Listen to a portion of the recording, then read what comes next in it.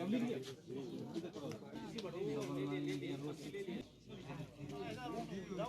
सभी का निःशुल्क चिकित्सा शिविर में हार्दिक स्वागत करता हूँ। अब कार्यक्रम शुभारंभ हेतु ये सड़ा असल इंतजाम फायदे लूकन फायदे वातान बसो ये असल ना बह पत्म 4 दो पे कुपवार हस्पताल में अड़ वुचन तत युथ इंतजाम तत गुपन हंद पे तो गुपन हंद पे कह हिसाब ये वुच असल हिसाब दवाहन दिवान ड्रोप चलान मतलब असल फायदे। ये बहुत अच्छा काम किया 179 बटालियन ने।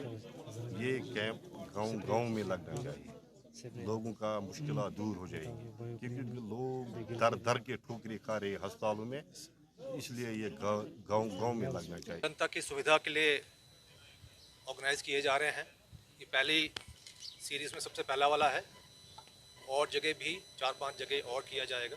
छोटी मोटी तकलीफ़ जैसे ही होती है तुरंत हम डॉक्टरों को दिखाएं, ताकि जो बोलते हैं स्टिच इन टाइम सेव्स 9, तो सही समय पे अगर छोटी तकलीफ़ को हमने दिखा दिया तो वो बड़ी तकलीफ़ नहीं होती, बड़ी बीमारी में तब्दील नहीं होती।